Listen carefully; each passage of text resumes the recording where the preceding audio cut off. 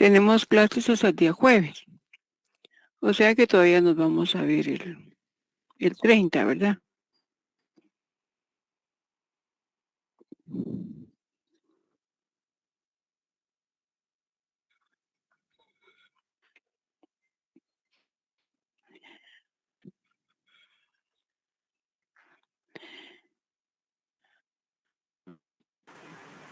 Licenciada, buena tarde. Una consulta.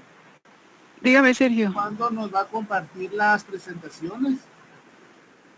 Yo creo que terminando el punto, yo le remito todas Ah, ok, las gracias. presentaciones.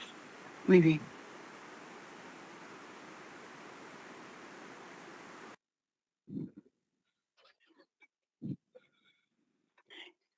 Falta todavía darle una leidita a la ley de colegiación profesional obligatoria y al código de ética, que lo vimos en clase, pero es importante que leamos completa nuestra ley, ¿verdad? El código de ética profesional y la ley de colegiación profesional obligatoria. Entonces, por favor, empecemos a leer, ¿verdad?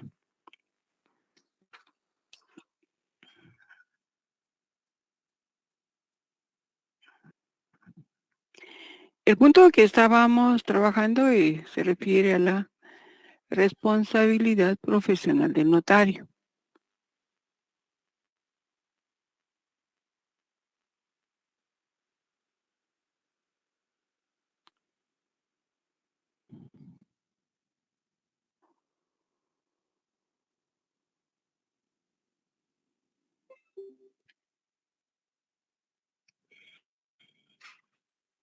Y comentábamos que la doctrina de la responsabilidad notarial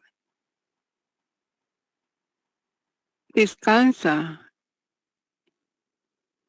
en la necesidad de que el notario esté capacitado intelectual y moralmente. Capacitado intelectualmente porque necesitamos conocer de todos los derechos, ¿verdad? El notariado no es solamente el código de notariado, ni las diferentes leyes que se aplican en derecho notarial. Acá tenemos que saber de todo, ¿verdad? De financiero, tenemos que saber de tributaciones, tenemos que saber de derecho civil principalmente porque está muy ligado al derecho notarial. Tenemos que saber de mercantil porque hay muchas instituciones mercantiles que el notario la redacta en los diferentes instrumentos públicos. El notariado es una gran gama de conocimientos que tenemos que tener para nosotros realizar una buena función notarial y que así entonces nuestro cliente pues quede satisfecho, ¿verdad? Y pueda regresar a nuestra oficina y pues tengamos la clientela que necesitamos para ejercer nuestra función notarial. Y también lo importante es que tengamos mucho cuidado, ¿verdad? En la realización de esa función notarial para que no existan resultados dañosos para nuestros clientes ni para nosotros como notarios, ¿verdad? Porque algo tan sencillo, si nosotros no consignamos el documento personal de identificación, el número correcto, ya estamos diciendo otra cosa, estamos escribiendo otra cosa, tal vez el DPI de otra persona. Si nos confundimos en el nombre de la persona, ¿verdad? Si estamos consignando números de finca, a folio y libro con un número que pongamos diferente, ya estamos consignando otra finca, otro folio, otro libro, ¿verdad? Y entonces todo eso puede causar problema a nuestros clientes y a nosotros, ¿verdad? Y a corregirlo ya es algo dificultoso, ¿verdad? A veces ya no se puede. Entonces, por eso es que en el libro del doctor Neri Muñoz, dentro de la doctrina de la responsabilidad notarial, se establece que es conveniente que el notario o la notaria esté capacitado intelectualmente, como en cada área, ¿verdad? La área que nosotros, en el área que nos dediquemos, pues tenemos que ser expertos, ¿verdad? En lo que estamos haciendo para realizar un buen trabajo. Y también en forma moral, ¿verdad? Por eso les decía que tenemos que aplicar el código de ética y la ley de colegiación profesional obligatoria porque son lineamientos morales que tenemos que atender y aplicar. Y se aplica también no solo al abogado, sino al notario, a todos los profesionales, ¿verdad? Todos los que nos graduamos tenemos que respetar el código de ética y la ley de colegiación profesional obligatoria. También las otras leyes, ¿verdad? La Constitución, el Código de Notariado, el Código Civil, etcétera.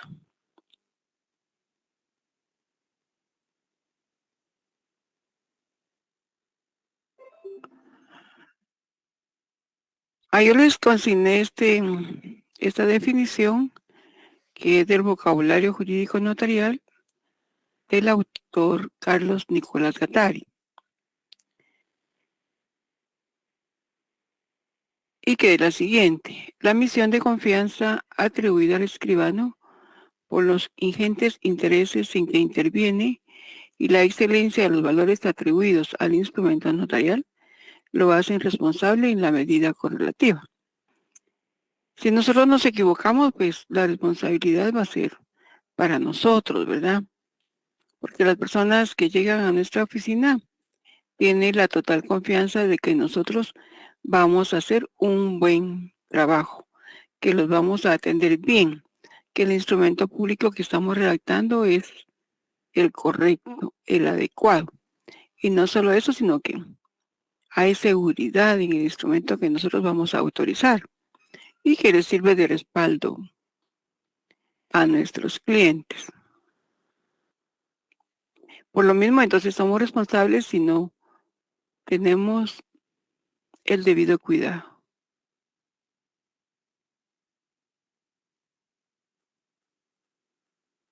También le leí esta definición de Luis Perral y de Teresa del libro Derecho Notarial y Derecho Registral. La ley ordena, permite, prohíbe y amenaza con castigos a los que no cumplen con lo que en la misma se dispone. Esa amenaza origina la responsabilidad que es como la sanción por inobservancia de la norma. Como el notario tiene la confianza no solo de los particulares, sino también del Estado. Ha de responder y merecer esa confianza, por ello tiene más responsabilidad que la generalidad de los ciudadanos. Entonces nosotros, si no tenemos el debido cuidado, vamos a obtener una sanción, un castigo, ¿verdad? Una consecuencia de lo que nosotros no realicemos bien. Y aparte de eso, en el Código Penal leímos en la clase pasada que también se nos va a ver, se nos va a calificar como un funcionario público por la cuota de fe pública que el Estado nos ha concedido, por esa confianza que el Estado nos ha dado, para que nosotros demos seguridad jurídica a los ciudadanos, a nuestros clientes.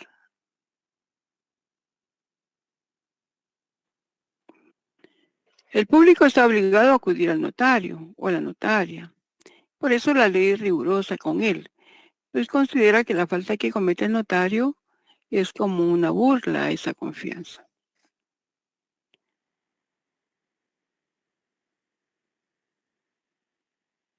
El notario, cuando actúa en su función notarial, no tiene un jefe, no tiene un superior jerárquico que le revise si lo que está haciendo es lo adecuado.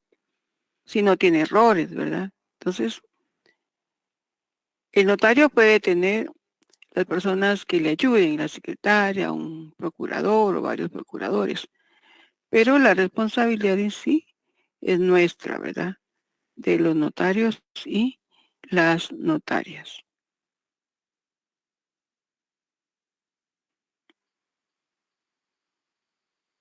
Decíamos que hay varias clases de responsabilidad. La civil, la penal, la administrativa y la disciplinaria. Que la responsabilidad civil surge del incumplimiento de un deber con perjuicio de alguien y de la necesidad de reparar este. Por eso es que el notario debe cuidar de la validez del acto jurídico, no solo desde el punto de vista de la forma, sino también del fondo. Cuando nosotros decimos desde el punto de vista de la forma, es porque estamos aplicando la formalidad de ese instrumento público que nosotros estamos faccionando. Si nosotros estamos escriturando, tenemos que tomar en cuenta los requisitos que establece el artículo 29, que se refiere a las formalidades de los instrumentos públicos y que son 12 incisos que tenemos que tomar en cuenta. También el artículo 31, que se refiere a las formalidades esenciales.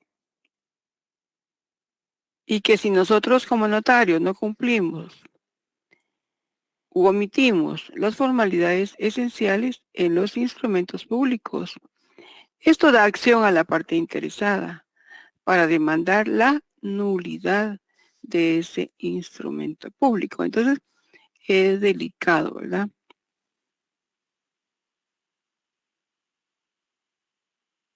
Si lo que nosotros vamos a faccionar, a redactar, es una escritura de testamento, por ejemplo, en el título cuarto, formalidades especiales para testamentos y otras escrituras, a partir del artículo 42 al 49, se establecen requisitos especiales, formalidades especiales para esas escrituras.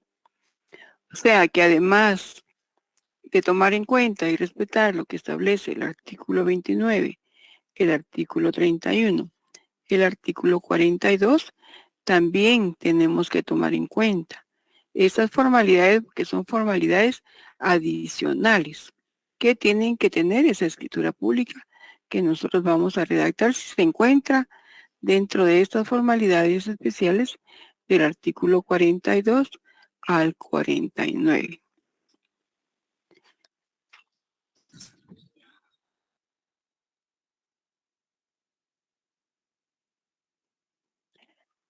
Cuando nos referimos al punto de vista del fondo, acá se está refiriendo directamente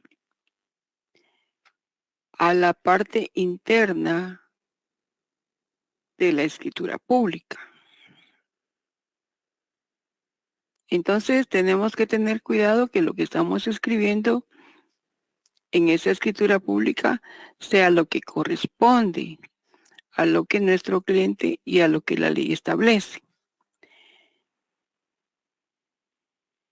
En nuestro Código Civil, en la segunda parte de los contratos en particular, tenemos una serie de contratos. Si es uno de estos contratos lo que estamos faccionando, pues tenemos que darle una lectura previa, ¿verdad? A toda la normativa que se refiere a la escritura pública que estamos redactando, para que ese instrumento público no le falte nada en el fondo, en lo interno de la escritura que nosotros estamos faccionando. Para que se dé la responsabilidad civil se necesitan 3 aspectos: que haya violación de un deber legal, por acción u omisión del notario. Que haya culpa o negligencia de parte de éste y que se cause un perjuicio. Si se dan esos tres elementos, entonces existe la responsabilidad civil.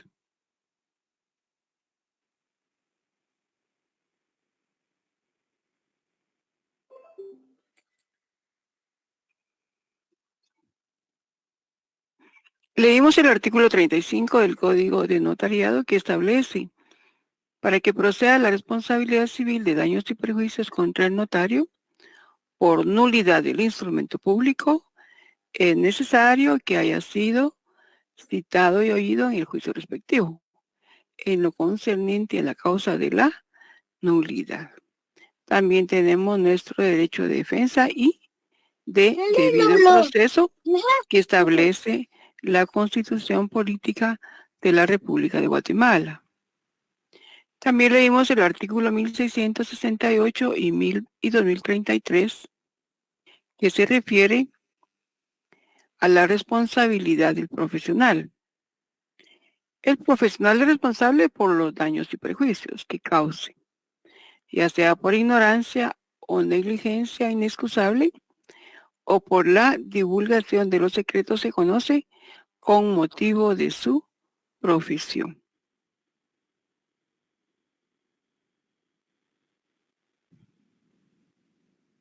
También hicimos referencia a la responsabilidad penal.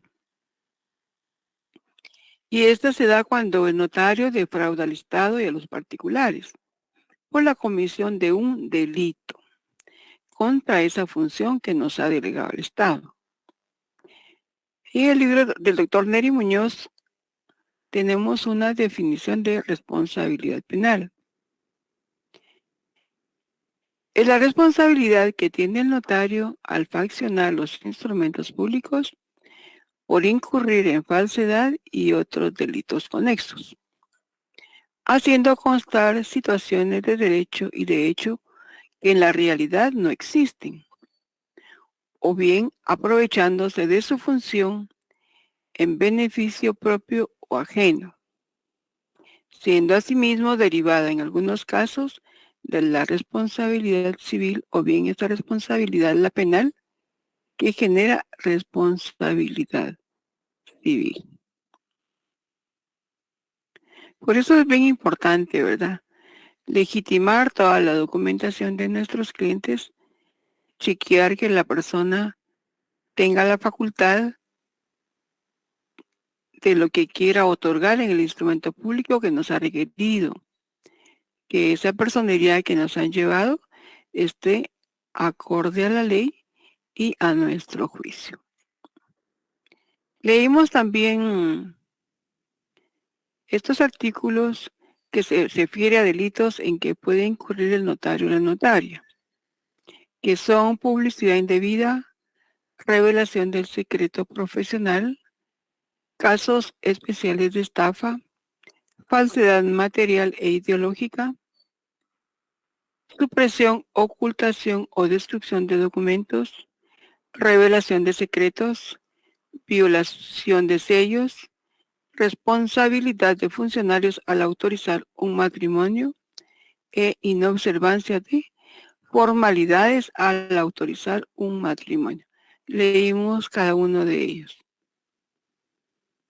También nos referimos a la inhabilitación especial que se establece en el artículo 57 y 58 y que también existen circunstancias agravantes que se establecen en el artículo 27 y leímos algunos numerales que se refieren directamente al notariado, pero realmente son bastante las circunstancias agravantes que pueden darse.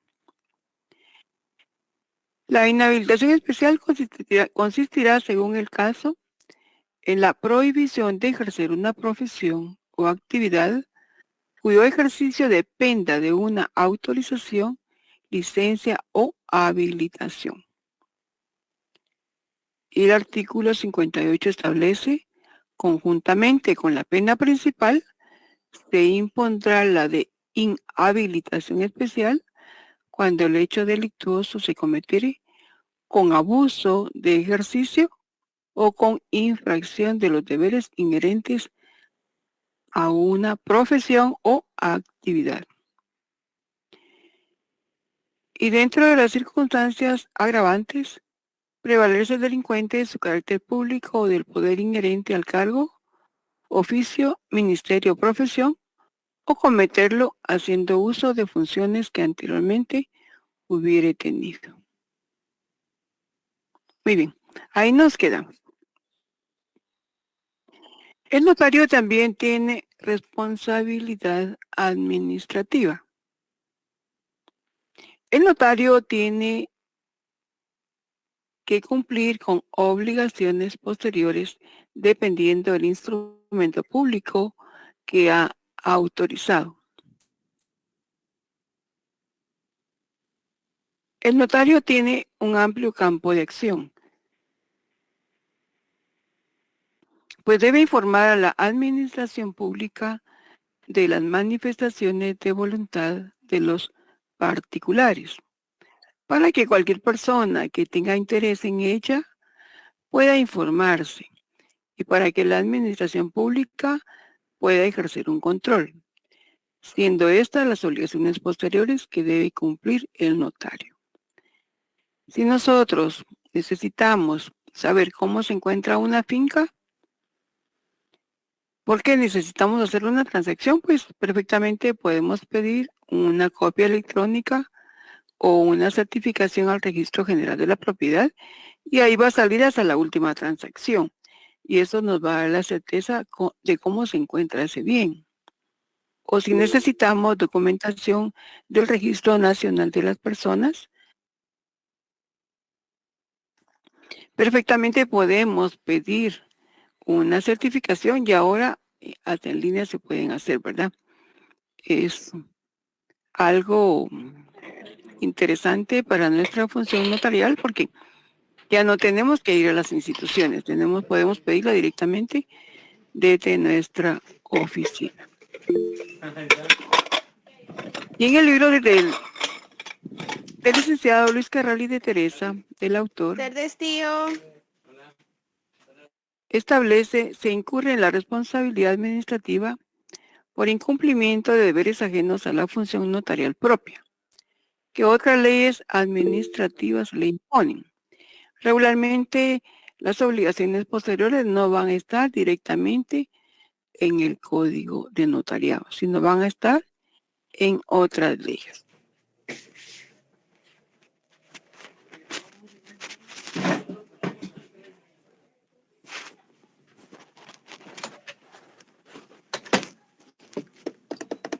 Vamos a darle la palabra a Jocelyn.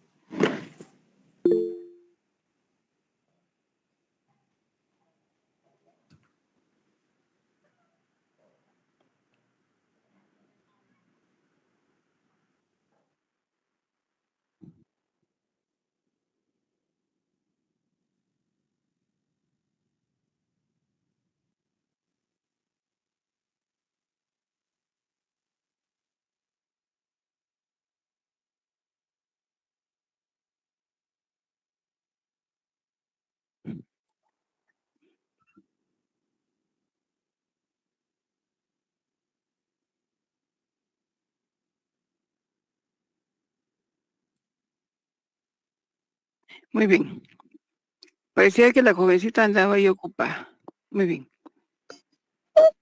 De acuerdo, está bien, Jocelyn. Muy bien, vamos a seguir.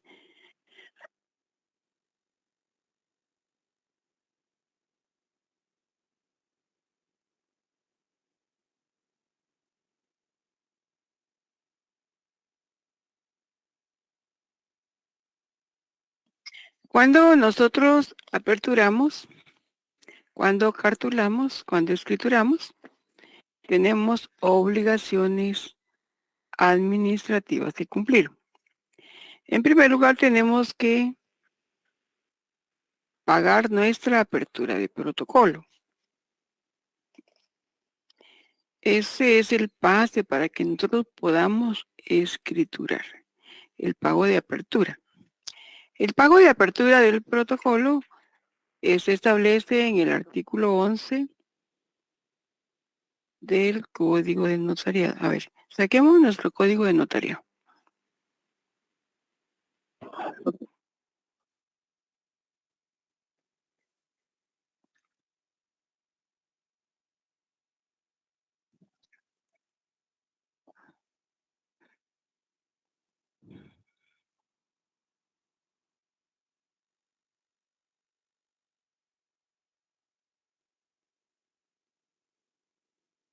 ¿Le leo, licenciada?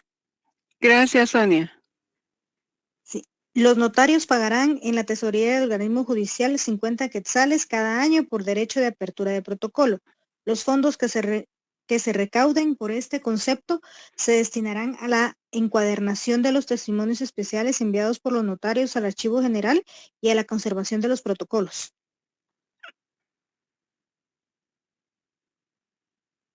Gracias, Sonia. Entonces ahí se establece, ¿verdad?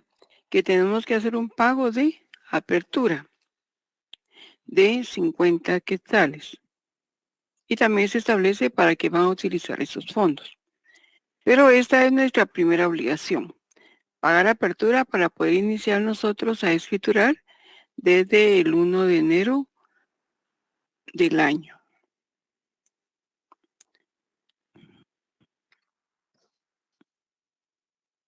Si nosotros, como notarios, necesitamos salir al extranjero por un tiempo mayor de un año o por un tiempo menor de un año,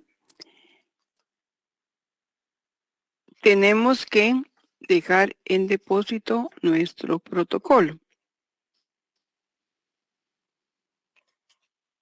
Porque si alguna persona necesita alguna copia,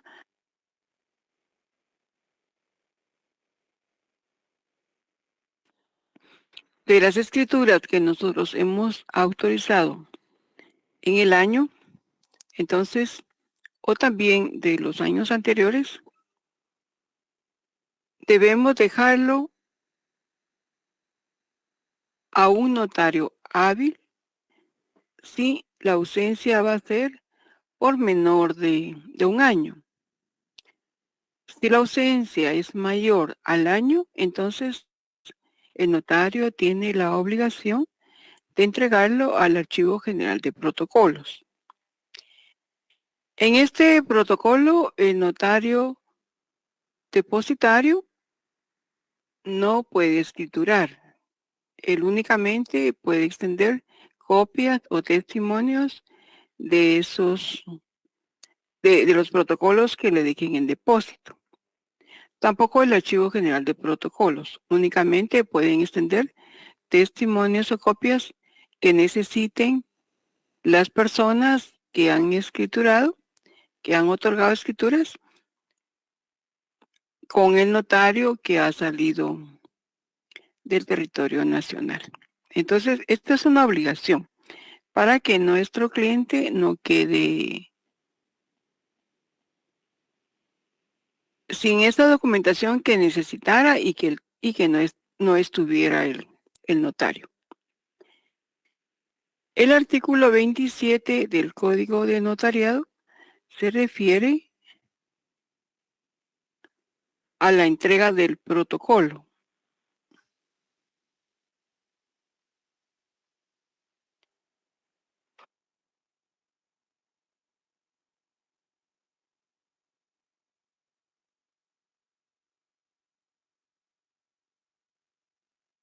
A ver quién tiene su código a la mano.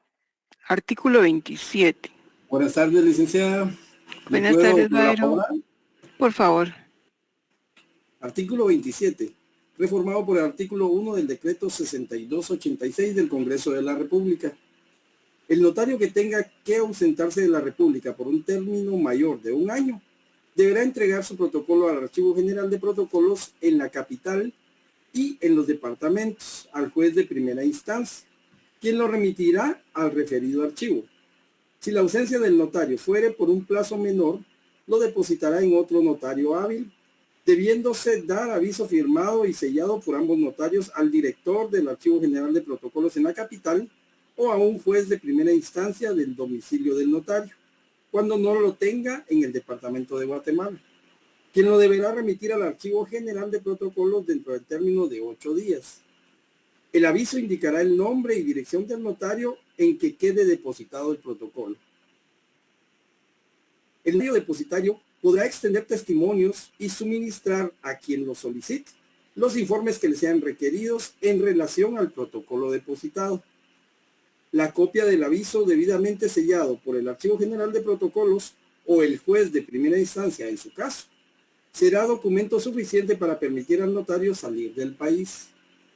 La Dirección General de Migración tendrá una nómina de notarios en ejercicio que le proporcionará y mantendrá al día al director del Archivo General de Protocolos para el control correspondiente. Hasta ahí, licenciada. Gracias, Byron. Para servirle. Entonces ahí vemos, ¿verdad? Que tenemos obligación de depositar el protocolo. Es una obligación también administrativa. Si nosotros llegamos al 31 de diciembre, tenemos obligación de cerrar el protocolo y redactar el respectivo índice.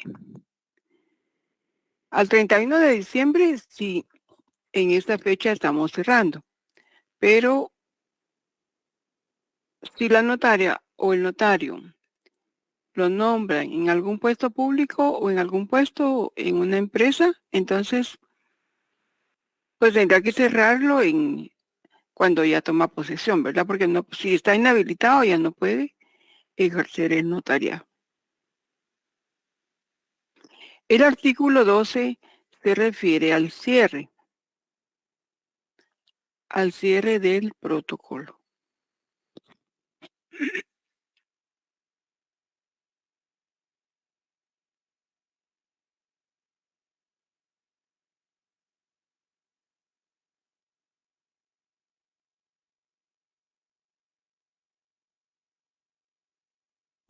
¿Lo leo, licenciada? Por favor, Suni. Artículo 2. El protocolo se abre con el primer instrumento que el notario autorice, el que principiará en la primera línea del pliego inicial. Se cerrará cada año el 31 de diciembre o antes si el notario dejare de cartular. La razón de cierre contendrá la fecha, el número de documentos públicos autorizados, razones de legalización de firmas y actas de protocolización, número de folio de que se compone, observaciones si las hubiere y la firma del notario.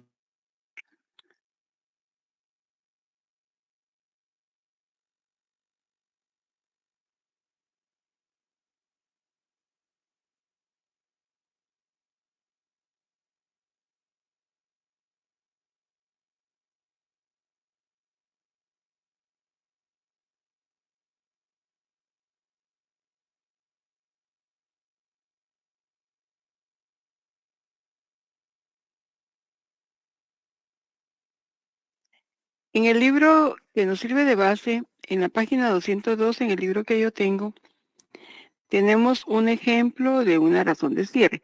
Busquemos ahí en nuestro libro.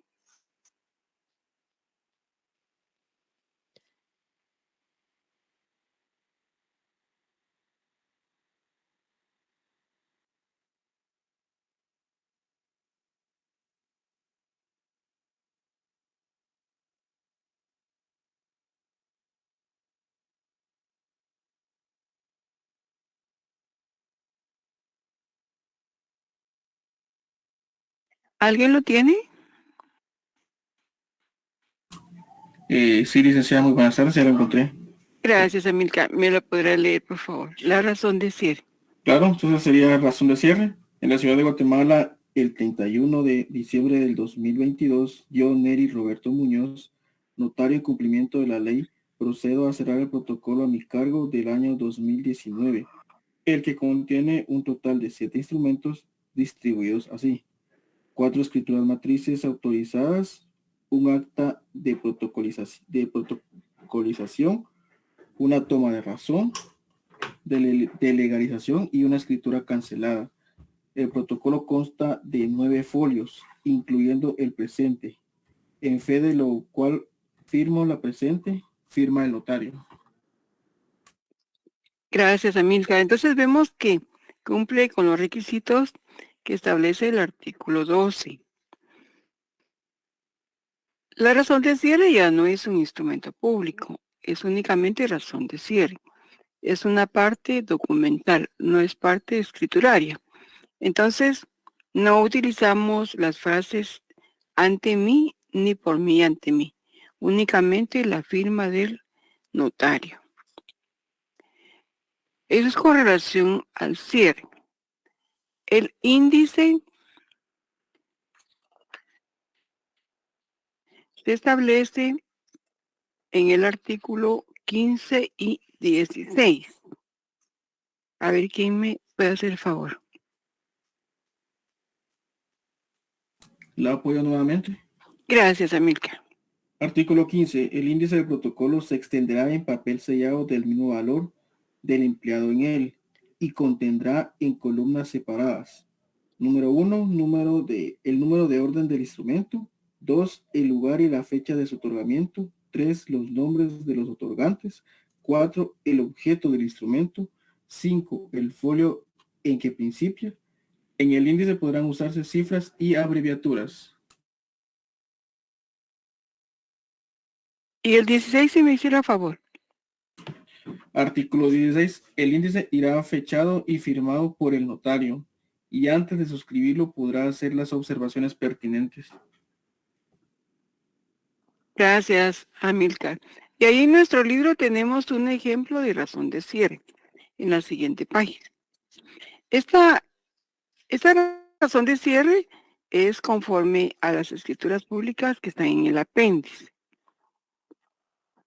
Y el índice, perdón, es el que está en la página 205. Acá tiene título índice del protocolo del notario Neri Roberto Muñoz, correspondiente al año 2019. Y en columnas podemos leer número, lugar y fecha, otorgantes, objeto y folio.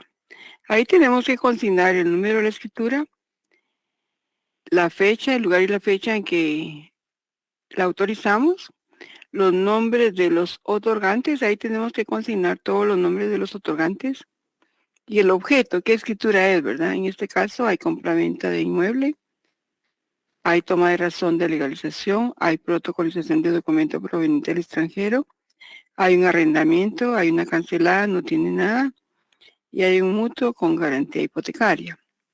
Y en la columna de folio aparece el número de la hoja en que principia la escritura pública.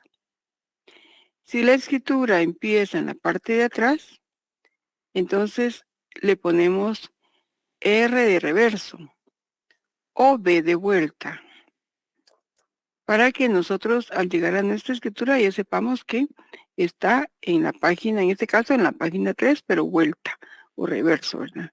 En la parte de atrás es que se inicia la escritura. Y luego se escribe, y no habiendo autorizado más instrumentos que los del índice anterior, lo extiendo sello de firma en esta hoja de papel bond tamaño oficio. Sea Guatemala el 31 de diciembre de 2019. El índice de conformidad a la ley del timbre fiscal cubre 50 centavos de timbre fiscal. Entonces, por eso se ve ahí adherido o pegado un timbre fiscal de 50 centavos, porque tenemos que cubrir el impuesto.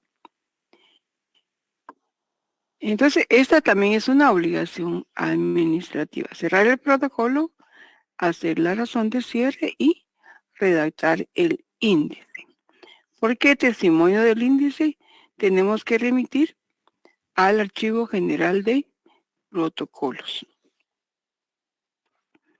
De las escrituras que nosotros autorizamos, tenemos obligación de remitir los testimonios especiales.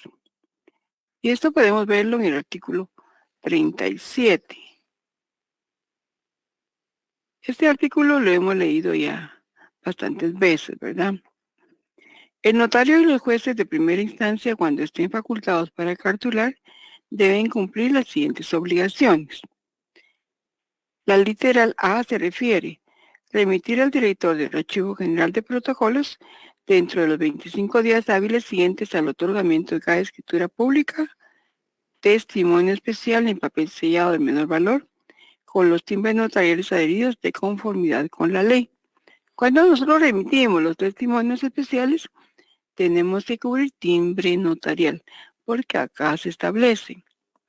Y de acuerdo a la ley del timbre fiscal, tenemos que cubrir 50 centavos de timbre fiscal por hoja. El testimonio notarial va a ser el 2 por millar si es de valor determinado, y si es de valor indeterminado, solo va a cubrir 10 quetzales de timbre notarial. Estas son obligaciones administrativas. También tenemos obligación de extender testimonios a los clientes. Cuando hemos autorizado las escrituras públicas, le entregamos a nuestros clientes sus testimonios. Si es necesario registrarlos, pues previamente los mandamos a registrar. Ya registrado, entonces le entregamos a nuestro cliente el testimonio debidamente registrado.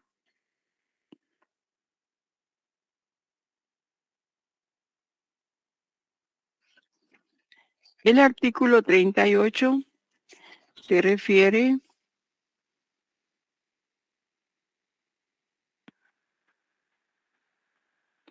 al pago de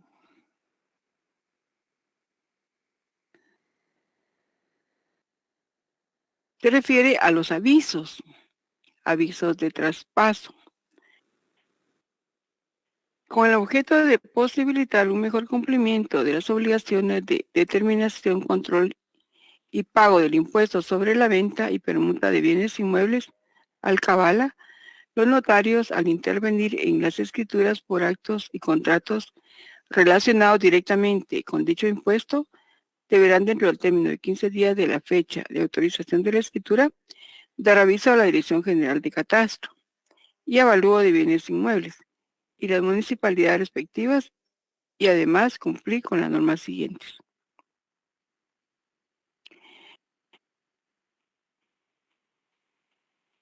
Tenemos obligación de remitir avisos. Si lo que estamos haciendo es una autorización de escritura de traspaso, entonces en el artículo 38 se establece. Si fuera de enajenación, tenemos que cumplir con dar el aviso, y la literal A nos da los requisitos que tenemos que consignar. En la literal B del mismo artículo 38, se refiere en los actos de donación de bienes inmuebles, y también nos da los requisitos que tenemos que escribir.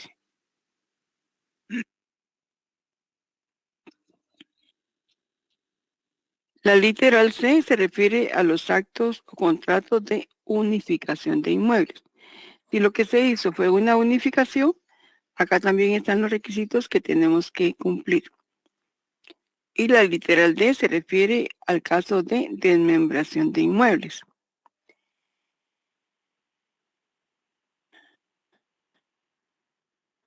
Y establece los casos que se formen fincas por división de otros inmuebles, deberán informar a la Dirección General de Catastro y Avalúo de Bienes Inmuebles, DICABI, los datos indicados en los incisos precedentes que fueren pertinentes y que correspondan a las nuevas fincas, dentro del término de 15 días en que se inscriba la desmembración en el registro de la propiedad, aportando los planos de distribución del terreno y, en su caso, de la distribución del inmueble, terreno y construcción. Los notarios que dejaren de remitir los formularios y avisos que se mencionan en este artículo serán sancionados con multa pecuniaria administrativa, además de las establecidas en este código. Entonces, si nosotros no cumplimos, nos van a sancionar, ¿verdad? Si lo que hemos hecho es una autorización de un acta notarial de matrimonio, tenemos obligación de remitir los avisos al Registro Nacional de las Personas. Si lo que hemos otorgado es autorizado es un testamento, también tenemos obligación de informar al registro de testamentos. Si lo que hemos autorizado son protocolizaciones de documentos provenientes del extranjero, tenemos que remitir avisos. ¿Se recuerdan que cuando vimos la ley del organismo judicial, leímos que tenemos que enviar un aviso con la información que se solicita en los artículos de documentos provenientes del extranjero? Y hasta nos dan un término. Si no cumplimos, nos sancionan con 25 quetzales. Si lo que estamos autorizando, lo que ya autorizamos es una acta de legalización de firmas, el artículo 59 del Código de Notariado establece la obligación de la toma de razón. El artículo 59 de cada acta de legalización, el notario tomará razón en su propio protocolo dentro de un término que no excederá de 8 días, haciendo constar lugar y fecha, nombres y apellidos de los signatarios, descripción breve y sustancial del contenido del documento que autoriza la firma o firmas que se legalizan, con indicación del valor, números y quinquenio de las hojas de papel sellado en que estén escritos, tanto el documento como el acta de auténtica, o mención de la clase de papel en que estén escritos. Estas razones se asentarán siguiendo el orden y numeración del protocolo y serán firmadas únicamente por el notario. Es otra obligación posterior que tenemos que cumplir. Es una obligación administrativa. Después de haber autorizado ese matrimonio, la celebración del matrimonio, tenemos obligación de protocolizar esta acta. El artículo 101 establece esa obligación del Código Civil. Actas de matrimonio. Las actas de matrimonio serán asentadas en un libro especial que deberán llevar las municipalidades. Los notarios harán constar el matrimonio en acta notarial, que deberá ser protocolizada, y los ministros de los cultos en libros debidamente autorizados por el Ministerio de Gobernación. Entonces, estas son obligaciones administrativas que tenemos que cumplir. De esta acta de protocolización no se establece dentro de qué término, pero sí la obligación es hacerla dentro del año, ¿verdad? Entonces, dependiendo del instrumento público que nosotros estamos redactando o que hemos autorizado, así va a ser las obligaciones que tenemos que cumplir, ¿verdad? Entonces, acá hay una cantidad de obligaciones dependiendo el instrumento público que estamos autorizando. Y principalmente si escrituramos, pues tenemos que pagar apertura y salimos de depositar el protocolo, cerrarlo y redactar el índice. Si ya no vamos a escriturar o si hace fin de año, también tenemos obligación de empastarlo. El artículo 14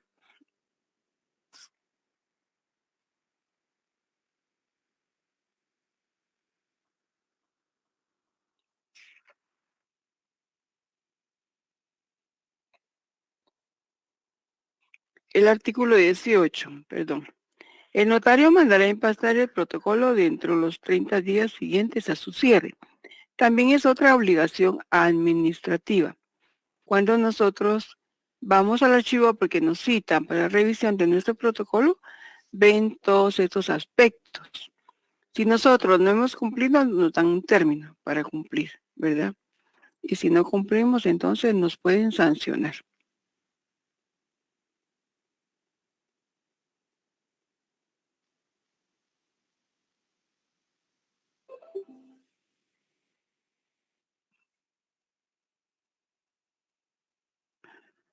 Y por último tenemos la responsabilidad disciplinaria.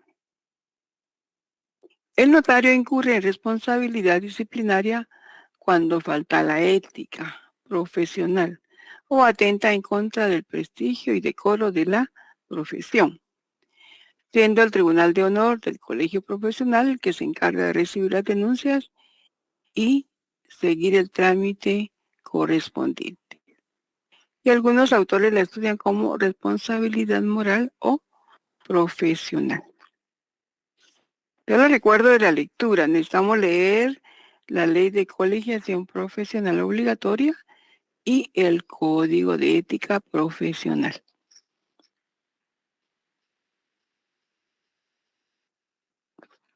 Con esto terminaríamos el punto 8 que se refiere a la responsabilidad profesional del notario. No sé si tenemos dudas.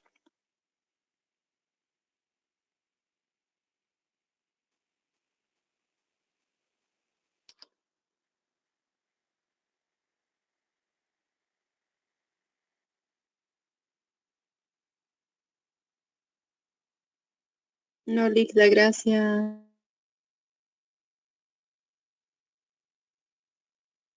Gracias, Adela. Todo bien, dice Ángel.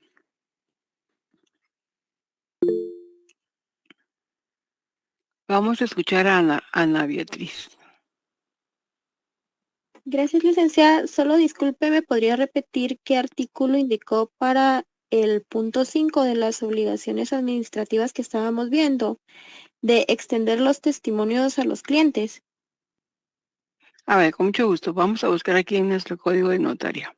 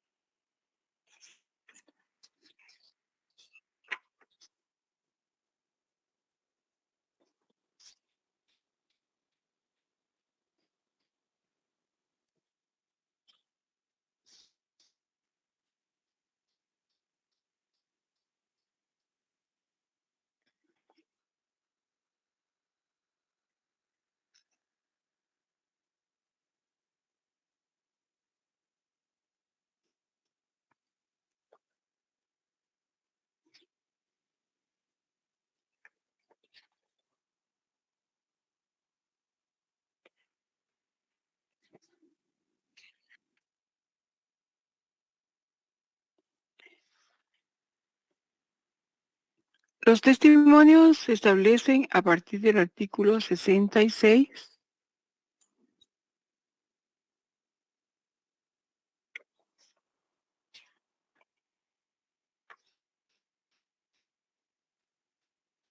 al artículo 76.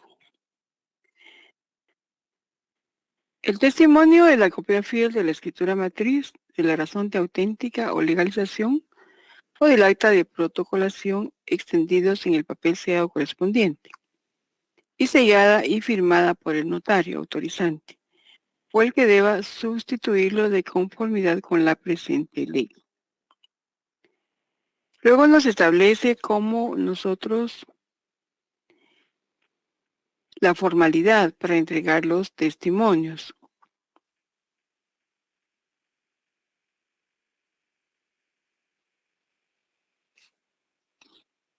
Los testimonios podemos extenderlos compulsados, o sea, transcritos.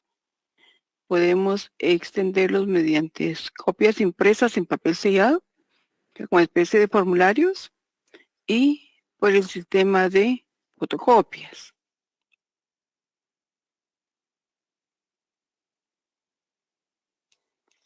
Los testimonios serán compulsados por el notario autorizante, por el funcionario que tenga el protocolo en su poder, si está legalmente autorizado para ejercer funciones notariales, o por el cartulario expresamente encargado por el notario autorizante que esté temporalmente impedido para hacerlo.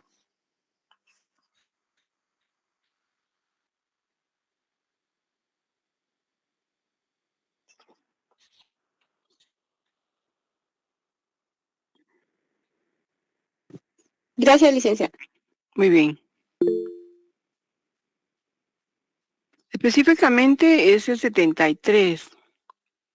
El notario está obligado a expedir testimonios o copia simple legalizada a los otorgantes, sus herederos o cesionarios o a cualquier persona que lo solicite. El 73.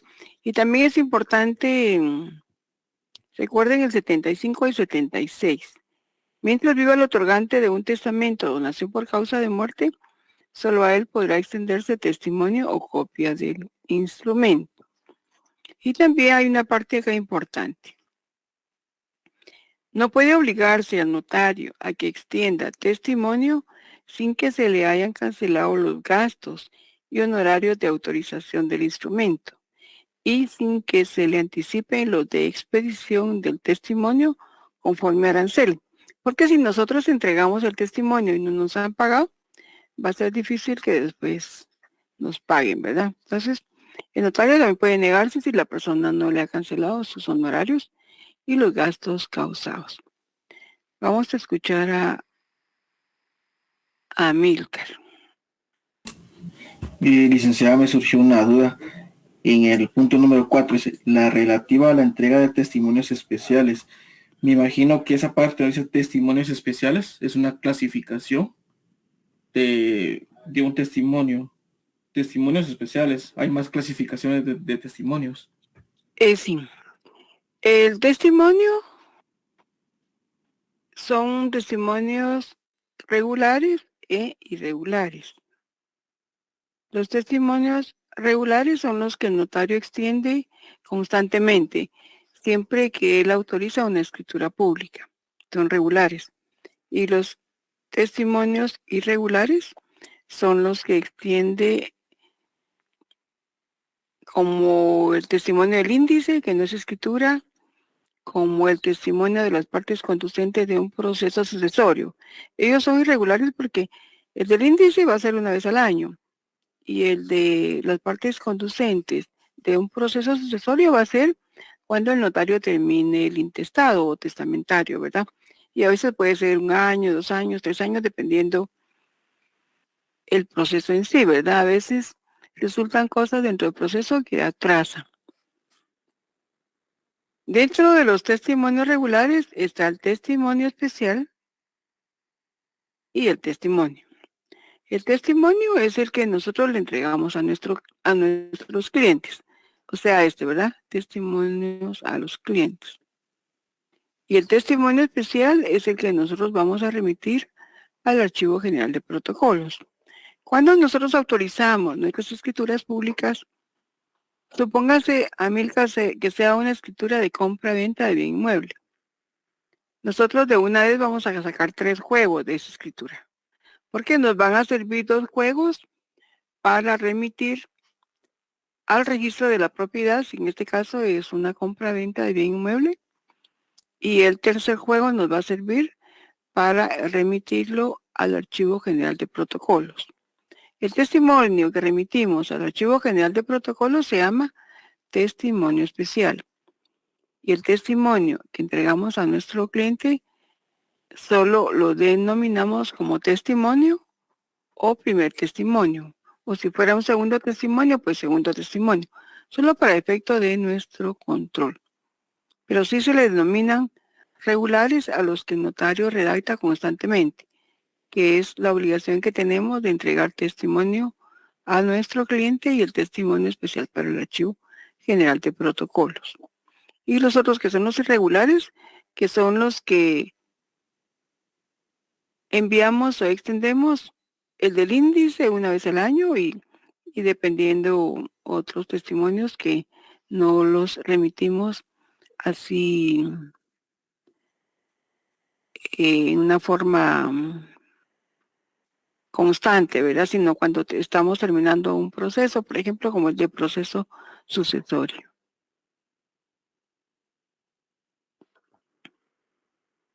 Oh, ya me quedó más claro eso.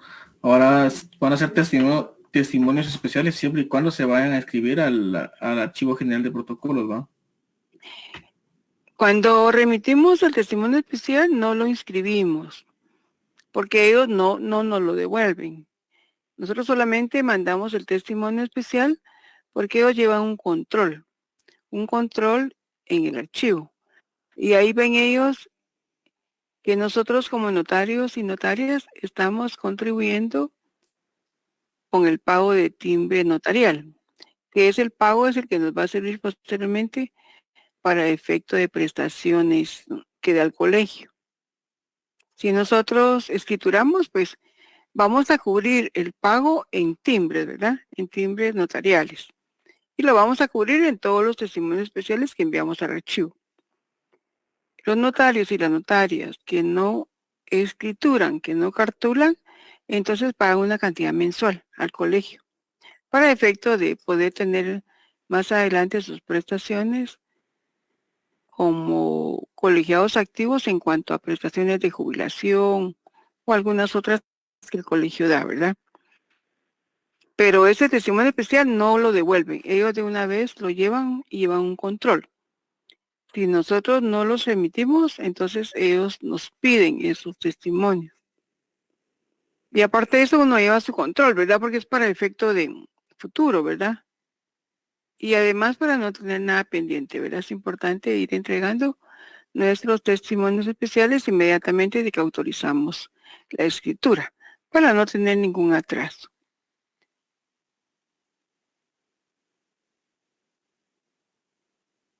Muy bien, entendí todo claro, licenciada, gracias. Muy bien, Amilcar.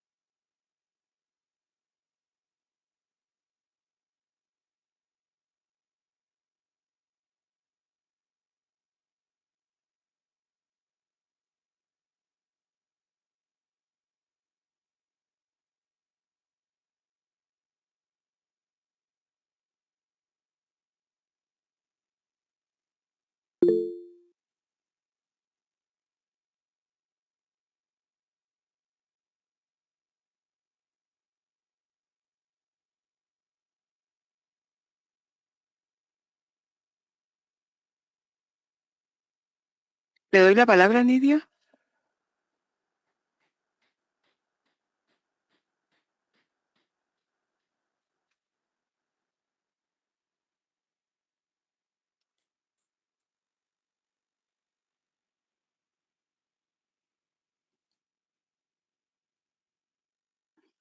Muy bien, no hay preguntas. ¿Qué manda? Ah, a ver, le escucho.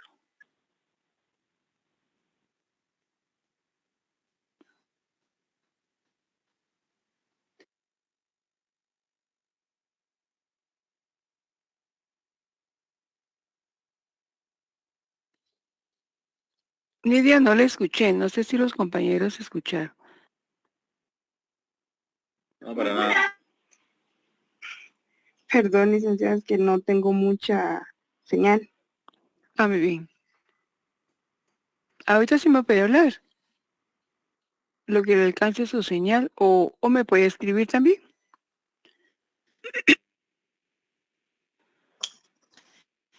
Ok, le escribo.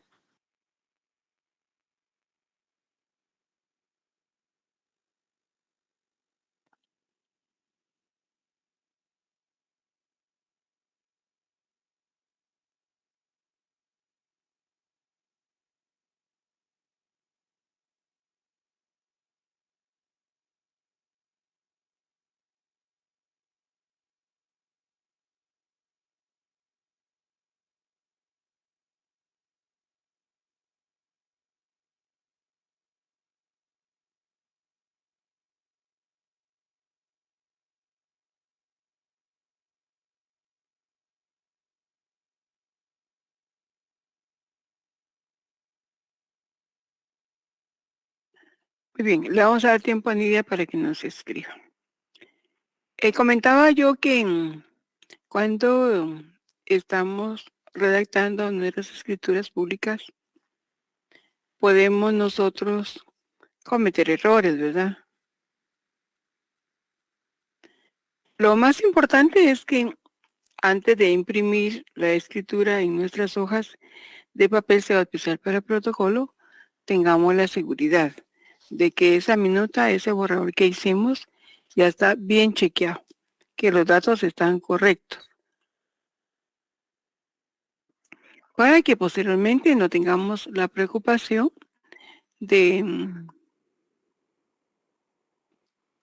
tener que corregir y que la escritura se vea como manchada, ¿verdad?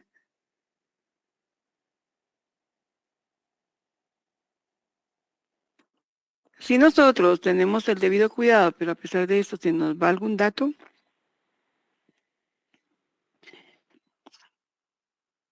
el Código de Notariado establece en el artículo 14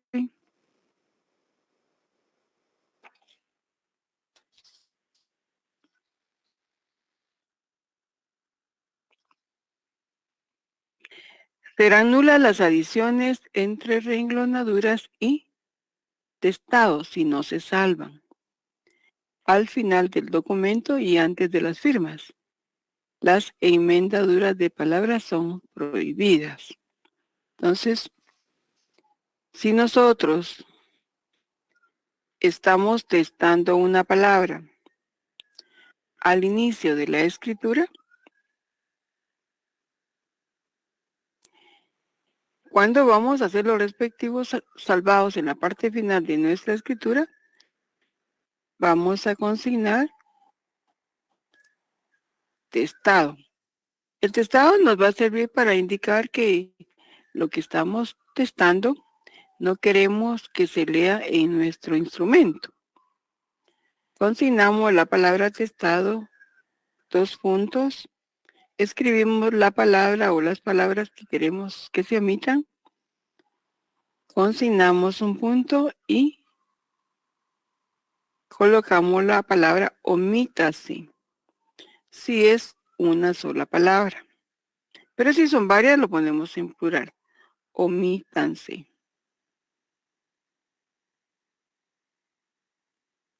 Si nuestro adicionado está en la primera línea o la línea 26 del protocolo, al salvarlo no vamos a poner entre líneas, porque la palabra no está entre líneas. Si es la línea 1, no hay otra línea arriba. Y si es la línea 26, no hay otra línea arriba. Entonces, tenemos que salvarlo con la palabra adicionado. Adicionado, dos puntos. Escribimos la palabra que estamos agregando en la línea 1 o la 26, punto, y escribimos la palabra léase. Ahora, si lo que estamos entrelineando está de la línea 2 a la línea 25 o de la línea 27 a la línea 50, entonces vamos a colocar las palabras entre líneas. Entre líneas, dos puntos, copiamos la palabra que pusimos entre líneas, colocamos un punto y escribimos léase. Puede ser entre líneas o entre renglonadura.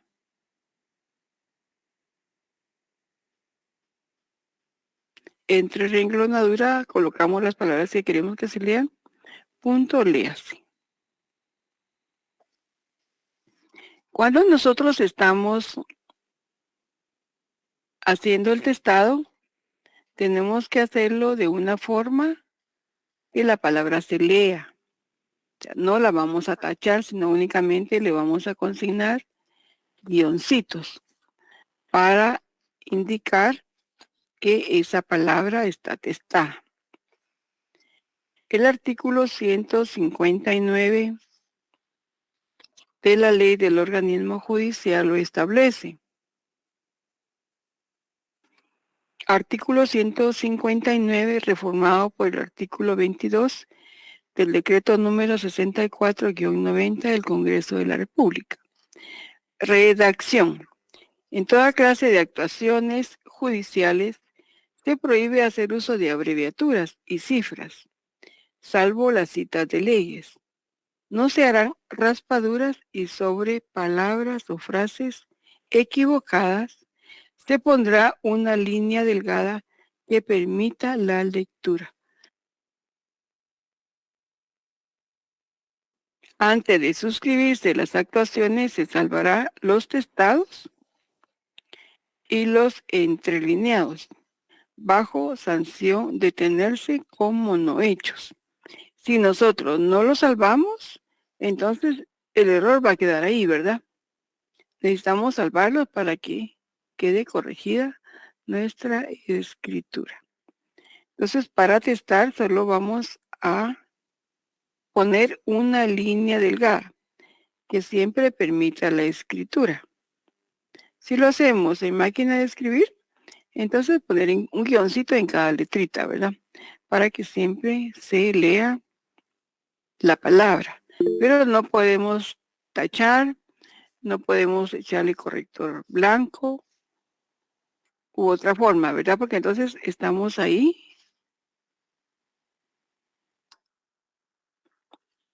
haciéndolo en forma incorrecta y entonces eso sí puede dar nulidad del instrumento público. Y en el reglamento de la ley del timbre fiscal y de papel sellado especial para protocolos, el artículo 5 establece del uso del papel sellado especial para protocolos. Cuando en actos o contratos grabados se haga uso del papel sellado especial para protocolos, lo escrito o impreso en la hoja será de 25 líneas por lado o 50 por hoja. Pero cuando se excediere de las líneas o de los márgenes, lo escrito o impreso se tendrá por no puesto, salvo que al final del instrumento se hagan los salvados respectivos, de conformidad con lo establecido en el Código de Notariado.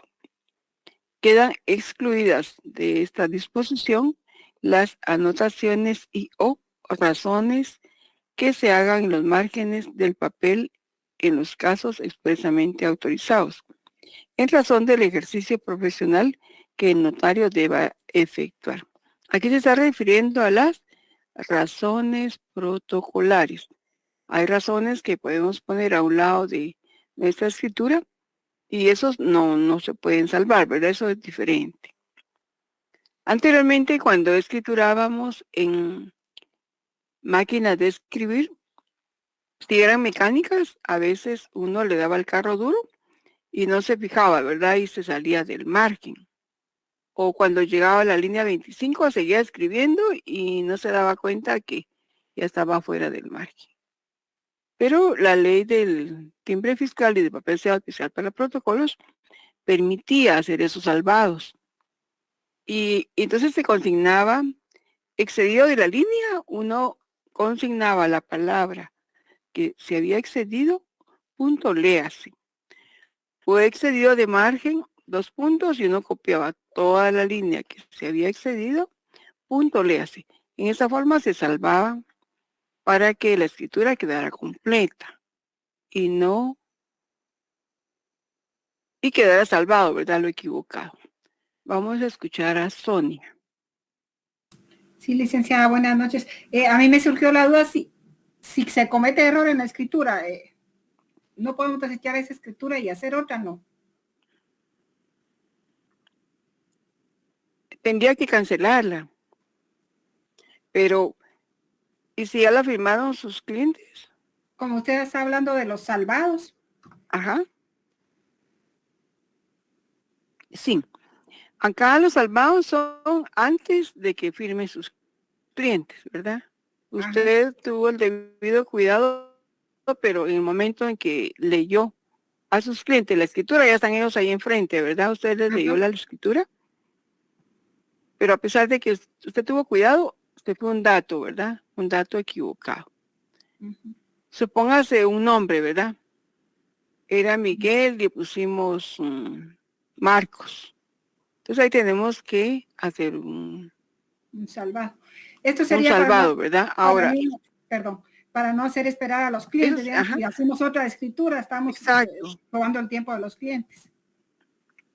Sí, si usted quiere, pues la puede cancelar si sus clientes no están todavía, ¿verdad? O ellos le dan chance, ¿verdad? La puede cancelar, pero esa escritura siempre lleva un número, ¿verdad? La siguiente escritura va a ser el número que sigue. Porque aunque sea una escritura cancelada, ocupa un lugar en el protocolo. Y un número, ¿verdad? Entonces, sí la puede cancelar, por supuesto. Y redactar otra, ¿verdad? Y en la protocolización, pondría cancelada. Se protocoliza y se le pone cancelada también. O anulada una, no. Recuerden que protocolización es cuando incorporamos documentos. En este caso, puede ser una protocolización, puede ser una escritura, ¿verdad? Entonces, en este caso, ahí tenemos que considerar una razón. Al terminar la escritura, razón, en el mismo lugar y fecha se cancela la presente escritura. Conste su firma y ahí quedaría cancelada. Y luego ya empezaría la nueva escritura. Si era la 80, ahora le toca la 81, ¿verdad? Y tener el cuidado para no caer otra vez en el mismo error, ¿verdad? Está bien, muchas gracias. Sí, estos salvados son por si ya no hay otra cosa. Por ejemplo, uno va al tribunal a firmar una escritura, ¿verdad? Y el juez no va a esperar que uno la vuelva a imprimir, porque en primer lugar no está en su oficina, ¿verdad? Sino que está ahí en un tribunal. Entonces ahí no hay más que hacer. Salvados, ¿verdad? Respectivos salvados para que la escritura quede correcta. Sí, licenciada. Gracias. Muy bien. Esta es una forma técnica, ¿verdad? Para corregir. Muy bien, entonces ya son las 18:53. No sé si tenemos dudas.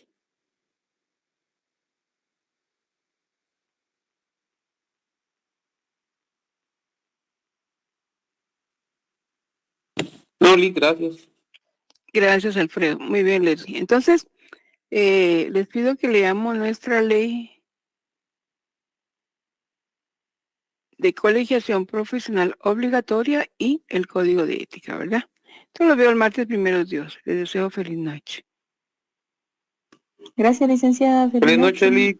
Gracias, licenciada. Feliz noche. Que descansen, jovencitos. Feliz noche, licenciada. Para servirles. Feliz noche, licenciada. Feliz noche, jovencitos. Que descansen.